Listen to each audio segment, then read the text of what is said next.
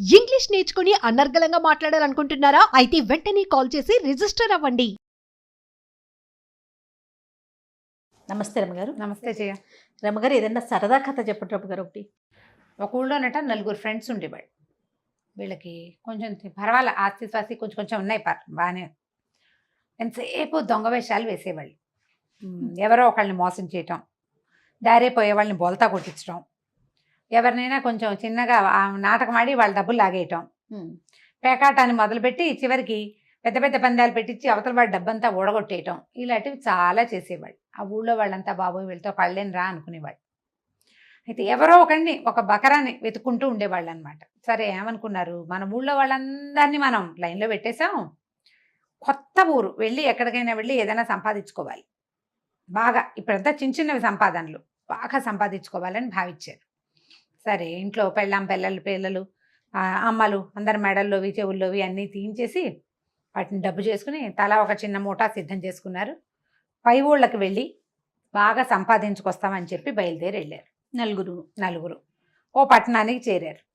ఆ పట్టణంలో ఒక సత్రంలో వాకిట్లో కూర్చుంటే ఒక ఆయన, ఒక పెద్ద మనిషి చక్కగా బట్టలు దాబుగా వేసుకున్నాడు. ఆయన వస్తుంటే వాళ్ళు అట్లా ఆయనకేసి చూస్తున్నారు. రే బాగున్నాడు రోయ్, వీడిని బోల్తా కొట్టించాలి, ఎలాగైనా బోల్తా కొట్టించేసేయాలి అనుకున్నారు. అయితే ఆయన గతుక్కుమన్నాడు వీళ్ళని చూసి. ఒకప్పుడు వీళ్ళ దారైపోయి వాళ్ళని మోసం చేశారు చూడు చాలా మందిని, అందులో ఈయనొకడు. ఆయన తల ఒప్పుకున్నాడు, వీళ్ళ సంగతి చూద్దాం మనం కూడా అని భావించాడు. సరే ఏమైంది, మీదే ఊరండి, మీదే ఊరు అని మాట్లాడుకున్నారు. ఈ సత్రాల్లో భోజనాలు అయ్యాక ఈ సాయంకాలాలు అనమాట, రాత్రుళ్ళు పడుకుంటారు, పొద్దునే మళ్ళీ లేచి నడవాలి కదా, పాతకాలపు కథలు కదా ఇవి. సరే రాత్రి పెందరాళ్ళు అంటే కొంచెం 6:30 7 గంటలకు భోజనాలు చేశాక 2 గంటలు కబుర్లు చెప్పుకుంటారు. అంతా ఓ చోట చేరితే మీదే ఊరు ఇవి ఏవో మాట్లాడుకున్నాక కాలక్షేపం కావటం లేదు, ఏవైనా వెరైటీగా కథలు చెప్పుకుందామా, మనం పందెం వేసుకుంటే బాగుంటుంది, కథలు కాకుండా పందాలు అన్నారు. ఈయన అన్నాడు, అలాగేనండి, ఏ పందానికైనా నేను రెడీ నేను అన్నాడు. అన్నాక ఏమన్నారు, ఇప్పుడు పందెం వేసుకున్నాం, మీరు నేను పందెం వేసుకుంటే మధ్యవర్తి ఒకడు ఉండద్దు అన్నారు. సరే ఆ సత్రం యజమాని ఆ ఊరి మున్సబు కూడా, వీళ్ళు ఏ ఊరైతే వెళ్ళారో ఆ ఊరి మున్సబు ఆయన సత్రం అధికారి అనమాట. ఆయన పెడదాము మధ్యవర్తిగానే ఆయన కూర్చోబెట్టారు. వీళ్ళు నలుగురు ఏం చెప్పారంటే, ఒకటి చెప్పాడు, మేము 4 కథలు చెప్తాం,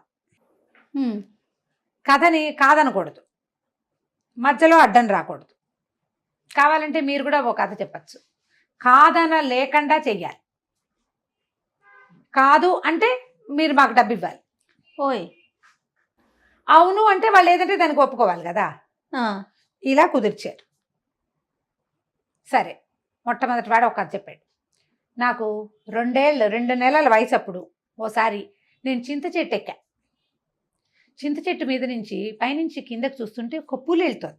నేనేం చేశానంటే చింతకాయలు కోసి, 2 నెలల పిల్లాడు, చింతకాయలు కోసి ఆ పులి వస్తుంది కదా దాన్ని ఠపామని కొట్టి అది ఢామని చచ్చిపోయింది. అంటే భలే బాగుంది కథ అని అడిగిన. చింత చెట్టు ఎక్కితేవా 2 నెలల పిల్లాడివి అనలా, చింతకాయ వేసి కొడితే పులి చచ్చిపోతే భలే చెప్పావాయి కదా అనలేదు, అనకూడదు అంటే కష్టం. సరే రెండో వాడు చెప్పాడు, మా చిన్నప్పుడు మా తాత నేరేడు చెట్టు మీద కూర్చుని కాయలు కింద పడేస్తే పనస పళ్ళంత నేరేడు పళ్ళు బంగారపు రంగులో పడేవి. పనస పళ్ళు నేరేడు చెట్టు మీద నుంచి నేరేడు కాయకు వస్తే అది పనస పండంతా ఉండటం, బంగారపు రంగులో ఉండటం. నేరేడు అని ఎందుకంటే నేరేడు రంగులో ఉంటాయి కాబట్టి అది. మా తాత అట్లా చేసేవాడు. అసలు మా తాత చేసినంత గొప్ప పనులు ఇంకెవ్వరూ చేయలేదు. ఆయన ఏ చెట్టు ఎక్కినా బంగారపు రంగు పళ్ళు కోసేసేవాడు. చెట్టు ఎక్కడం ఆలస్యం, ఆ బంగారం అంతా మా ఇంటి నిండా బంగారమే. ఆ బంగారం ఒకసారి ఈయన మా ఇంటికి వచ్చినప్పుడు, మన ఎదురుగుండా ఉన్నాడే పెద్ద మనిషి, కొన్ని బంగారపు గింజలు ఈయనకు కూడా ఇచ్చా అన్నాడు. అనేసరికల్లా ఇప్పుడు అవునన్నాలా, నాకెప్పుడు ఇచ్చావు అంటే ఓడిపోయినట్టు, అవును అంటే బంగారపు గింజలు వెనక్కి ఇవ్వాలి. ఓహో బాగుంది. మొదటివాడు ఊరికే కథ చెప్పి ఊరుకున్నాడు, రెండోవాడు ఈయన ఇరికించడానికి చూస్తున్నాడు. సరే బాగుంది, శభాష్ చాలా బాగా చెప్పారన్నారు. ఆగిద్ది. 4 5 చెప్పాలి కదా, అప్పుడు కదా ఒకళ్ళనొకళ్ళు ప్రూవ్ చేసుకునేది. మూడోవాడు ఏం చెప్పాడంటే, ఒకరోజు నేను అలా వ్యాహ్యాళ్ళకి వెళ్తుంటే ఒక పెద్ద పులి వచ్చింది. దాన్ని చెవులు పట్టుకుని కుందేళ్ళని విసిరినట్టు విసిరా. అది కుందేలాగా వెళ్ళి పొదల పడింది. అప్పుడు ఆ కుందేలు మాంసం కోసం నేను పొదలోకి చేయబెట్టి కుందేలుని తీసి కాల్చాను. కాలిస్తే దాన్ని కాల్చి దాన్ని నేను అమ్మితే నాకు 1000 వరహాలు వచ్చినాయి. అందులో 500 ఈ పెద్ద మనిషికి ఇచ్చా, మా వాకిట్లోకి ఈయన వచ్చినప్పుడు. అయిపోయింది కథ. శభాష్, బాగుంది. 4వ వాడు చెప్పాడు కథ. 4వ వాడు ఏం చెప్పాడంటే, నేను చేపల వేటకు వెళ్ళాను. చేపల వేటకి వలేసా. వలేస్తే ఒక పెద్ద చేప పడింది వలలో. చాలా పెద్దది. ఎంత పెద్దదో! ఆ పెద్ద చేపను అతి కష్టం మీద బయటికి తీసుకొస్తే దాని పొట్ట చీరితే అందులో ముత్యాలు, రత్నాలు, వజ్రాలు, వైఢూర్యాలు అవన్నీ ఈయన మా వాకిట్లోకి వస్తే ఈయనకు అమ్మడానికి ప్రయత్నించాను. ఈయన అవన్నీ తీసుకున్నాడు, కానీ నాకు డబ్బు ఇవ్వాల.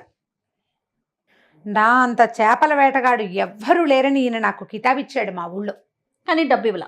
కానీ నాకు డబ్బులు ఇవ్వలేదు. ఆ డబ్బుల వసూలు కోసమే నేను ఈ ఊరు వచ్చాను. ఏమంటారు అన్నాడు. చాలా బాగా చెప్పారండి అన్నాడు.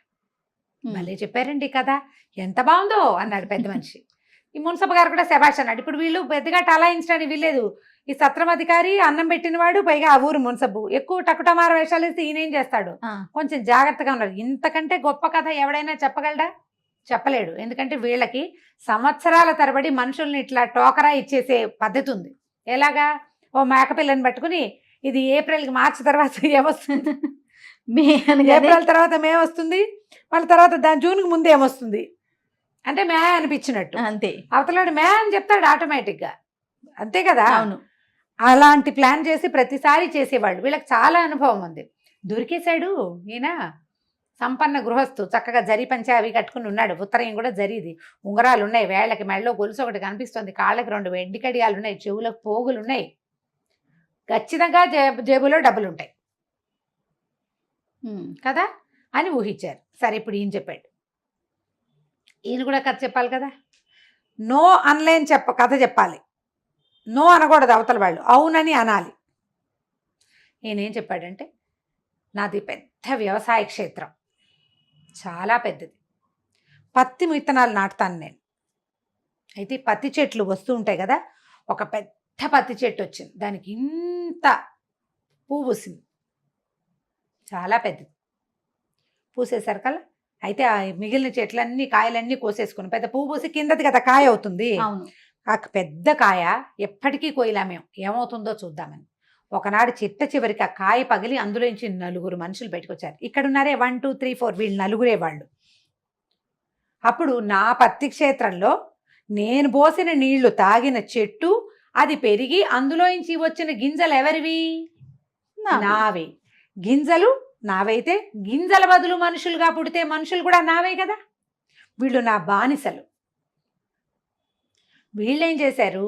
వ్యవసాయ క్షేత్రంలో పనిచేస్తూనే మా ఇంట్లోంచి డబ్బు దశకం అన్నీ ఎత్తుకుని పారిపోయారు, బానిసత్వం మానేసి. వీళ్ళ జేబుల్లో ఆ డబ్బులున్నాయి. నేను వీళ్ళని వెతుక్కుంటూనే ఇక్కడికి వచ్చా. ఇంతవరకు నేను వస్తుంటే వీళ్ళు నేనేదో వీళ్ళ దగ్గర డబ్బులు తీసుకున్నానని ఊరందరికీ చెప్పుకుని తిరుగుతున్నారు. నిజానికి వీళ్ళ జేబులో డబ్బులున్నాయి, ఆ డబ్బులు నావి అన్నాడు. అనేసరికి మున్సబ్ అన్నాడు, శభాష్, చాలా బాగుంది, కరెక్ట్గా చెప్పారు అని. జేబుల్లో చూడండి రా అన్నారు. ఈ వచ్చిన సంపన్న గృహస్థుడి సామాన్లు వెతికితే ఇందులో వజ్రాలు లేవు, బంగారం లేదు, ఏమీ లేవు. కానీ వీళ్ళ 4 జేబుల్లో డబ్బులున్నాయి. ఇప్పుడు ఎవరు దొరికారు? కోతల రాయలు 4 దొరికేశారు. మున్సబ్ అన్నాడు, న్యాయం అదే కదా. ఇప్పుడు కాదనకూడదు కథ, అవునని ఒప్పుకోవాలి. అవునని ఒప్పుకోవడానికి సాక్ష్యం కూడా పెద్ద మనిషి చూపించాడు కదా. అంతే. సాక్ష్యం ప్రకారం ఏం చేయాలి? మీరు 4 ఆయనతో వెళ్తారా, జేబుల్లో డబ్బులు తీసిస్తారా? వస్తే 4 తీసుకెళ్లి వ్యవసాయ క్షేత్రంలో పని చేయించుకుంటా, లేదా నా డబ్బులు నాకు ఇప్పించాలి. ఏం చేయలేకపోయారు, డబ్బులు తీసి ఇచ్చేశారు. ఇచ్చాక ఆయన ఏమన్నాడంటే, వీళ్ళు ఇలాంటి పనులే చేస్తారు కాబట్టి ఈ ఊళ్ళోంచి బయటికి కదలనివ్వకూడదు, ఎవరినైనా మోసం చేస్తారు కాబట్టి ఈ 4 ఈ ఊళ్ళోనే ఏదైనా పని చేయించేలాగా చేయండి.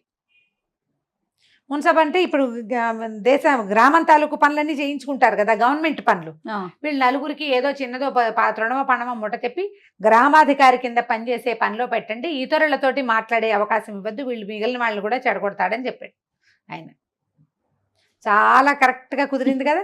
దాంతో ఆ గ్రామాధికారి ఏమన్నాడు, అయ్యా మీరు రేపు పొద్దున వెళ్ళిపోండి, వీళ్ళని మా ఊళ్ళోనే కట్టేస్తాం, వీళ్ళు ఇక్కడ పని చేయాల్సిందే, సంవత్సరం పాటు పని చేస్తే కానీ వీళ్ళని వెళ్ళనివద్దని చెప్పి వెళ్ళిపోయాడు ఆయన. ఏడాది పాటు ఒళ్ళొంచి ఇక్కడ పనిచేశాక వాళ్ళు ఈ కోతల రాయిళ్ళుగా ఉండకూడదని ఇతరుల కష్టార్జితం మనం కష్టపడి 10 రూపాయలు సంపాదిస్తే ఈ 10 ఎవడైనా కొట్టేస్తే ఎంత నొప్పి ఎంత కష్టంగా ఉంటుందో వాళ్ళకి తెలిసింది. ఎంతమందివో కష్టార్జితాలు కొట్టేశారు సరదాగా నవ్వుతూ. కాదయ్య మనకు చూడు ఎప్పుడును మన నొప్పి చాలా పెద్దది. అవునండి. ఎదుటివాడి కష్టం చాలా సింపుల్, పక్కవాడి 100 రూపాయలు చాలా సింపుల్గా కొట్టేస్తాం, మనది 10 రూపాయలు పోతే కానీ ఆ నొప్పి ఏమిటో తెలియదు మనకి. మన దాకా వస్తే కదా తెలిసేది. ఎవరో డాక్టర్ గారు చెప్పారు, ఇన్ని కంతులు కోసాను నాకు అంతంత నొప్పి ఇంకోటి అది లేదని. అందరి కంతులు కోసేటప్పుడు వాడమ్మో కుయ్యముర్ర అంటాడు అని కాయల్ని కట్ చేస్తుంటే, నీ సొంత కంతి కోసినప్పుడు కదా నీకు నొప్పి తెలిసేది.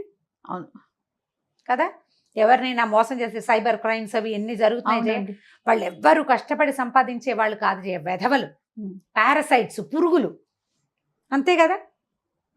చెట్ల మీద వాటి మీద పడి బతుకుతూ ఉంటాయి. నక్కలు, తోడేళ్ళు, హైనాలు అవి కూడా అంతే పారాసైట్స్. ఏనుగులు వాటిని సింహాలు చంపేస్తే ఆ మిగిలిన ఆహారాన్ని తినేవి ఆ జాతి పారాసైట్స్. పరాన్న భొక్కులు, పక్కవాడు సంపాదించుకుని దాన్ని తినడం అంతే. వీళ్ళకి తన సొంతంగా కష్టపడి సంపాదిస్తే ఆ డబ్బు పోతే కదా నీకు నొప్పి తెలిసేది. సొంతంగా కష్టాలు ఇష్టాలు ఏముండవు, ఇలాగే పోసుకోలు రాయిళ్ళంతా కోతల రాయిళ్ళు లాగా ఉండి పెద్ద చక్కగా బాగా జరిగింది కదా శాస్తి. వీళ్ళకి ప్రతివాడికి శాస్తి జరుగుతుందా? జరగకపోతుంది. ఎప్పుడో జరిగితే జరుగుతుంది. ఆ జరిగేది ఏమిటి, నువ్వు జైలు శిక్షో మరణమో సంభవిస్తుంది అంతే. నీలాంటి వాడే నిన్ను మోసం చేస్తాడు. తాడిని దన్నేవాడు ఉంటే వాడు తలని ఇంకోటి అంతాడు అంతే.